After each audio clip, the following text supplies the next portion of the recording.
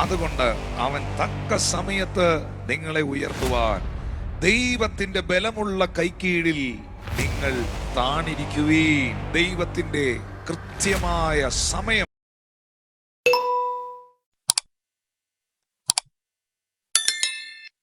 വായിക്കാം 1 പത്രോസിന്റെ ലേഖനം 5-ാം അധ്യായം 6-7 വചനങ്ങൾ.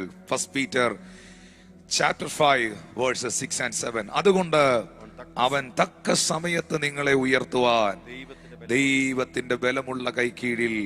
വായിക്കാം പാസ്റ്ററെ.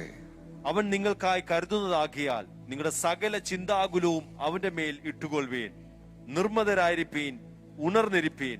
നിങ്ങളുടെ പ്രതിയോഗിയായ പിശാച് അലറുന്ന സിംഹം എന്ന പോലെ ആരെ വിഴുങ്ങേണ്ടു എന്ന് തിരഞ്ഞ് ചുറ്റി നടക്കുന്നു. ഇവിടെ 1 പത്രോസിന്റെ ലേഖനം 5-ാം അധ്യായത്തിന്റെ 6-7 വേദഭാഗങ്ങളിൽ രേഖപ്പെടുത്തിയിരിക്കുന്നു. അതുകൊണ്ട് അവൻ തക്ക സമയത്ത് നിങ്ങളെ ഉയർത്തുവാൻ ദൈവത്തിന്റെ ബലമുള്ള കൈക്കീഴിൽ നിങ്ങൾ താണിരിക്കുവീൻ. അതിൽ നിന്ന് എനിക്ക് മനസ്സിലാക്കുവാൻ കഴിയുന്ന 2 പ്രധാനപ്പെട്ട കാര്യങ്ങളുണ്ട്. ഒന്ന്, God's perfect timing, ദൈവത്തിന്റെ കൃത്യമായ സമയം, ദൈവത്തിന്റെ നിശ്ചയിക്കപ്പെട്ട സെറ്റ് ടൈം, ആ കൃത്യ സമയം. 2, ആ കൃത്യമായ സമയത്ത് നാം ഉയരപ്പെടണമെങ്കിൽ, ദൈവത്തിന് നമ്മളെ കരുതുവാൻ കഴിയണമെങ്കിൽ, ദൈവത്തിന്റെ ആ പെർഫെക്റ്റ് ടൈമിൽ നാം ബ്ലെസ്ഡ് ആയി തീരണമെങ്കിൽ, നാം അവന്റെ ബലമുള്ള കൈക്കീഴിൽ താണ് ഇരുന്ന് ഏൽപ്പിച്ചു കൊടുക്കുവാൻ നാം തയ്യാറാകണം. 2-ാമത്തെ വാക്യത്തിൽ പറയുന്നു, അവൻ നിങ്ങൾക്കായി കരുതുന്നവനാകയാൽ.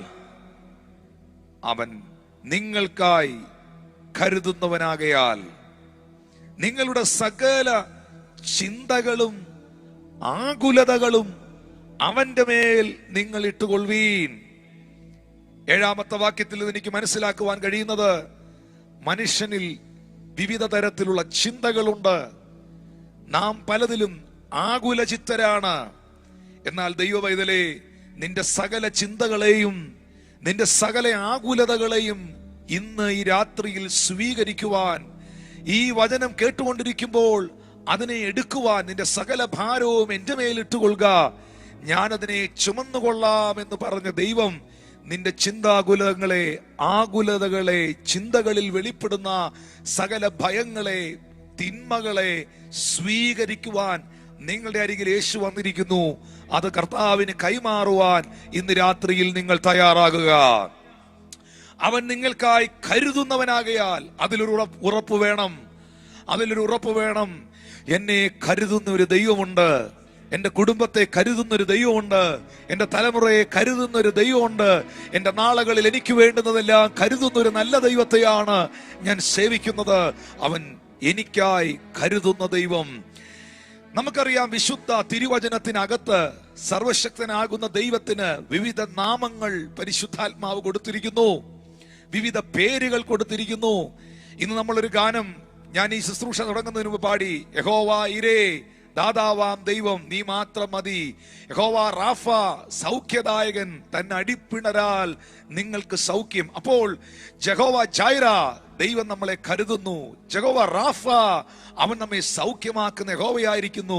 ജഹോവ ഷമ്മ, അവൻ നമ്മോട് കൂടെയിരിക്കുന്നു. ജഹോവ ശലോം, അവൻ നമ്മുടെ സമാധാനമായിരിക്കുന്നു. ജഹോവ നിസി, അവൻ നമുക്ക് ജയത്തിന്റെ കൊടി ഉയർത്തുന്നു. ജഹോവ റോഹീം, അവൻ നല്ല ഇടയനായി നമ്മളോട് കൂടെയിരിക്കുന്നു. ജഹോവ ഇമ്മാനുവേൽ, അവൻ നമ്മോടൊപ്പമുള്ള ദൈവമായിരിക്കുന്നു. പ്രിയപ്പെട്ടവരെ, അങ്ങനെ വ്യത്യസ്തമായ നിലകളിൽ അവൻ ജഹോവ സിഖ്നോ, അവൻ എന്റെ നീതിയായ ദൈവമായിരിക്കുന്നു. അങ്ങനെ വ്യത്യസ്തമായ പേരുകൾ അവന് തിരുവചനത്തിൽ കൊടുത്തിരിക്കുമ്പോൾ തന്നെ എന്താണോ അവന്റെ നാമം, അവന്റെ പ്രവൃത്തിയും അത് തന്നെയാണ്. എന്താണോ അവന്റെ പേര്, അവന്റെ പെരുമാറ്റവും അങ്ങനെയാണ്. പേരുപോലെ തന്നെ പെരുമാറുന്ന ഒരുവനുണ്ടെങ്കിൽ അത് ഞാൻ സേവിക്കുന്ന ദൈവമാണ്. യഹോവ റാഫ, അവൻ സൗഖ്യദായകനാണ്. അവന്റെ പെരുമാറ്റങ്ങൾ സൗഖ്യമാക്കിക്കൊണ്ടാണ്. ജഹോവ ജൈറ, അവൻ കരുതുന്ന ദൈവമാണ്.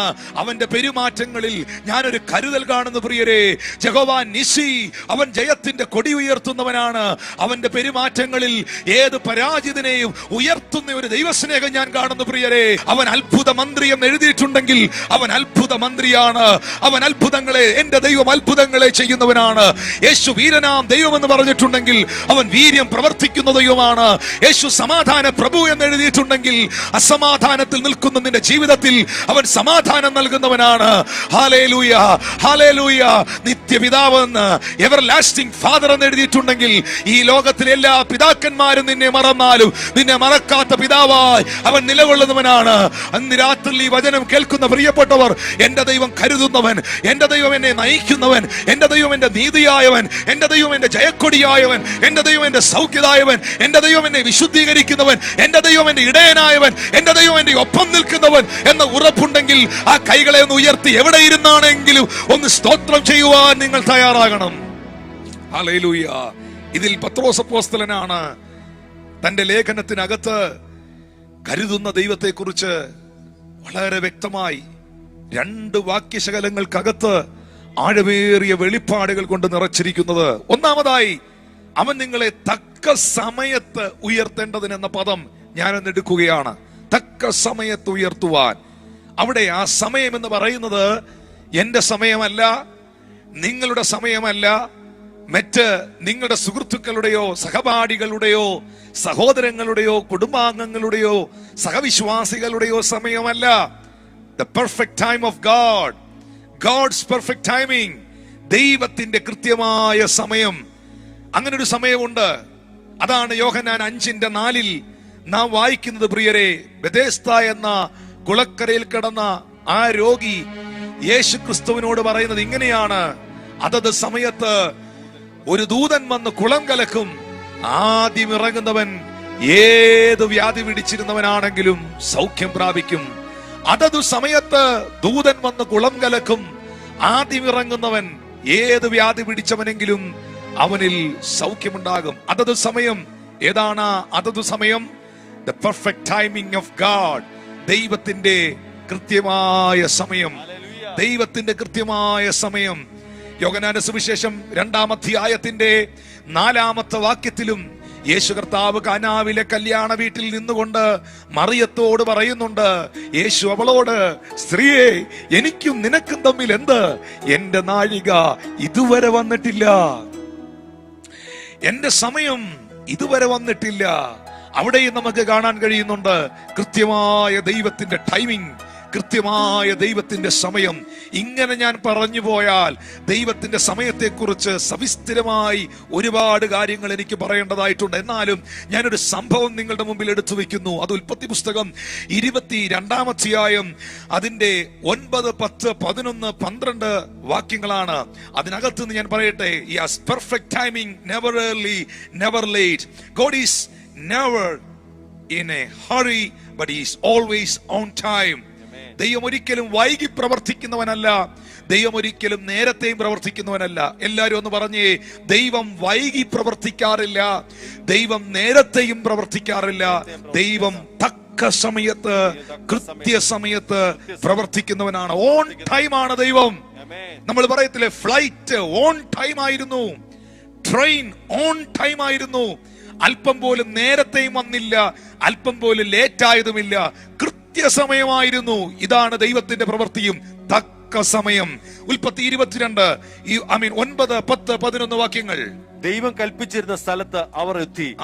അബ്രഹാം ഒരു യാഗപീഠം പണിതു, വിറക് അടുക്കി, തന്റെ മകൻ ഇസഹാക്കിനെ കെട്ടി യാഗപീഠത്തിന്മേൽ വിറകിന്മീതെ കിടത്തി.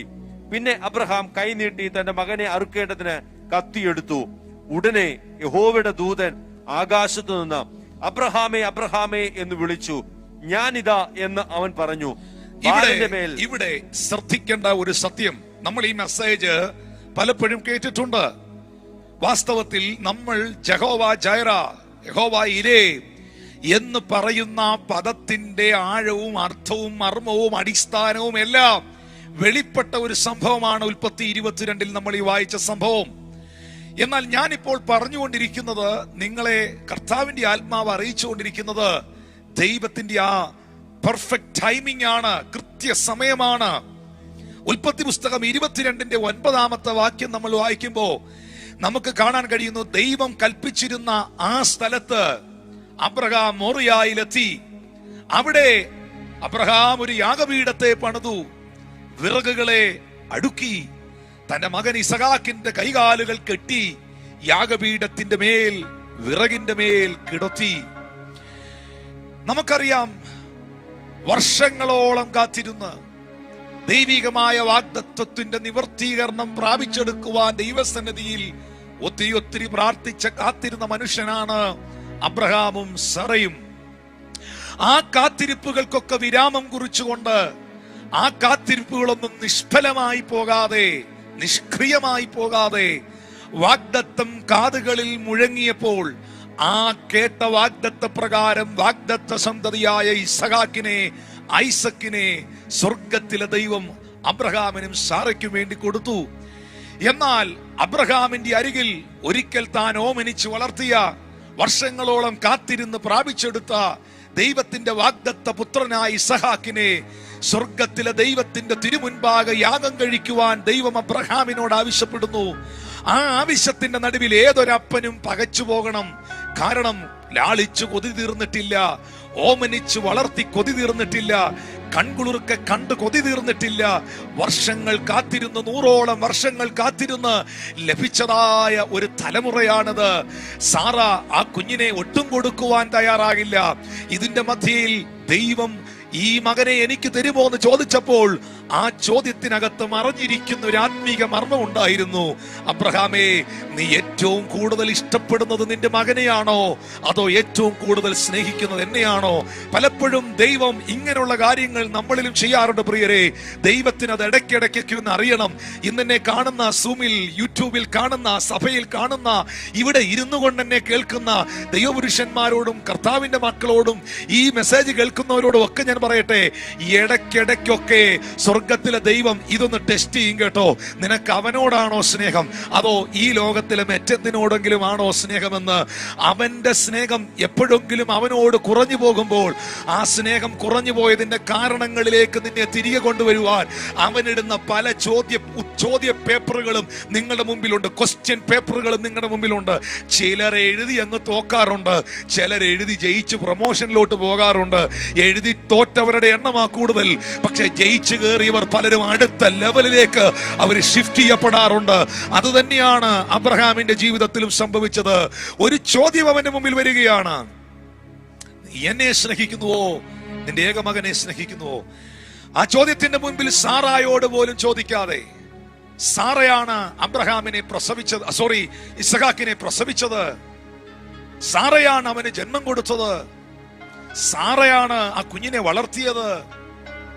അബ്രഹാമിനും സാറയ്ക്കും ലഭിച്ച ഈ കുഞ്ഞ് അവരുടെ പൊന്നോമനയാണ്. ആ കുഞ്ഞിനെ യാഗം കഴിക്കുവാൻ മോറിയ മലയിലേക്ക് കൊണ്ടുപോകുന്നതിന് മുൻപ് ബൈബിൾ നോക്കിയിട്ടുള്ളവർക്കറിയാം, അബ്രഹാം ഒരു കാരണവശാലും സാറയോട് പെർമിഷൻ ചോദിച്ചിട്ടില്ല. മകനെ എനിക്ക് തരുമോ എന്നൊരു ചോദ്യം ചോദിച്ചിട്ടില്ല പ്രിയരെ. എന്താ അതിന്റെ കാരണം? സാറയാണ് കുഞ്ഞിനെ പ്രസവിച്ചതെങ്കിലും, സാറയാണ് ഇസഹാക്കിനെ വളർത്തിയതെങ്കിലും, സാറയുടെ പൊന്നോമന പുത്രനെങ്കിലും സാറയോട് അബ്രഹാം ചോദിക്കുന്നില്ല ദൈവത്തിന് ഈ മകനെ ബലി കൊടുക്കാൻ പോകുന്നു എന്ന്. കാരണം അബ്രഹാമിന് ഉടമ്പടി ഉള്ളത് ആരാധനയുടെ വിഷയത്തിൽ ആരോടുമല്ല, സാറയോടല്ല, ഭാര്യയോടല്ല, അനന്തരവനോടല്ല, ലോത്തിനോടല്ല, കുടുംബക്കാരോടല്ല, തന്റെ ബാല്യക്കാരോടും ശുശ്രൂഷകരോടുമല്ല. അബ്രഹാമിന് ഉടമ്പടി ഉള്ളത് ദൈവത്തോടാണ്. അബ്രഹാം ഉടമ്പടി ചെയ്തിരിക്കുന്നത് തന്നെ ഏകനായി വിളിച്ച് അനുഗ്രഹിച്ച ദൈവത്തോടാണ്. അതേ പ്രിയരെ, ഇന്ന് ഈ സത്യം നിങ്ങൾ മനസ്സിലാക്കണം. എനിക്കും നിങ്ങൾക്കും ബന്ധമുള്ളത്, എനിക്കും നിങ്ങൾക്കും ഉടമ്പടി ഉള്ളത്, ഞാനും നിങ്ങളും കണക്റ്റഡ് ആയിരിക്കുന്നത് സർവശക്തനാകുന്ന ദൈവത്തോടാണ്. ആ ദൈവത്തോടുള്ള ഉടമ്പടി ബന്ധത്തിൽ നാം തഴച്ചു വളരുന്നവരായി തീരണം. ആ ഉടമ്പടി ബന്ധത്തിൽ തഴച്ചു വളരുവാൻ നമുക്ക് കഴിഞ്ഞില്ലെങ്കിൽ നമ്മുടെ ക്രിസ്തീയ ജീവിതം പരാജയമാണ്.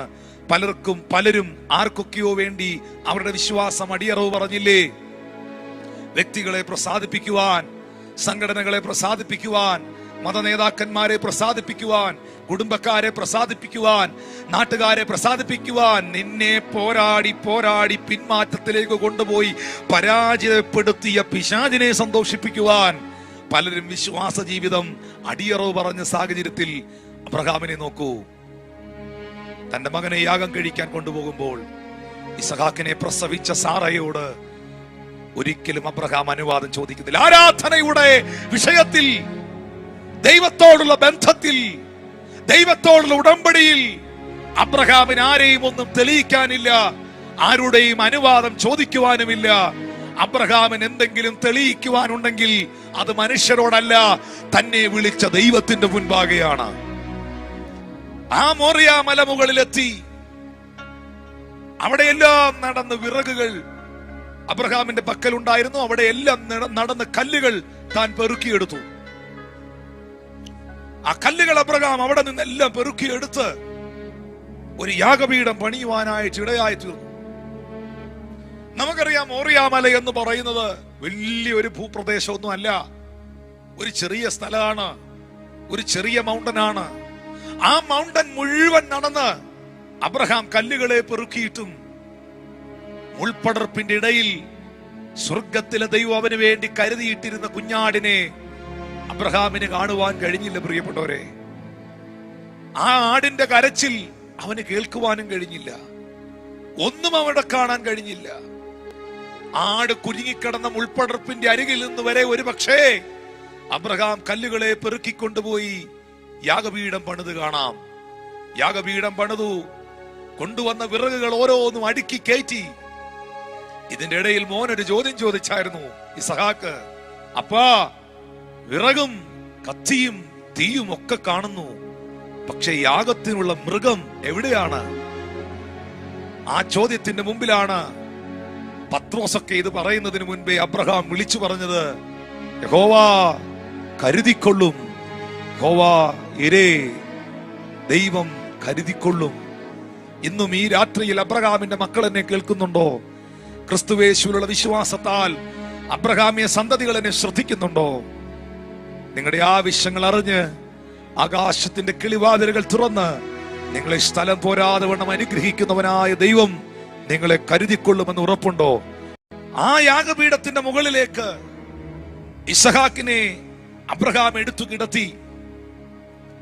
ഇനിയാണ് ശ്രദ്ധിക്കേണ്ടത് അതിന്റെ 11-12 വാക്യങ്ങൾ. വിറകുകളെ അടുക്കുമ്പോൾ, ശ്രദ്ധിക്കുന്നവർ, എന്നെ കേൾക്കുന്നവർ ഇതൊന്ന് ഏറ്റെടുക്കണം. കല്ലുകളെ പെറുക്കി യാഗപീഠം പണിയുമ്പോൾ അബ്രഹാമിനോട് ദൈവം ഇടപെടുന്നില്ല. വിറകുകളെ അടുക്കുമ്പോൾ അബ്രഹാമിനോട് ദൈവം ഇടപെടുന്നില്ല. ഇസഹാക്കിന്റെ കൈകാലുകൾ കെട്ടി വരിഞ്ഞു മുറുക്കി അതിന്റെ മുകളിലോട്ട് എടുത്ത് കിടത്തുമ്പോൾ ദൈവം അബ്രഹാമിനോട് ഇടപെടുന്നില്ല.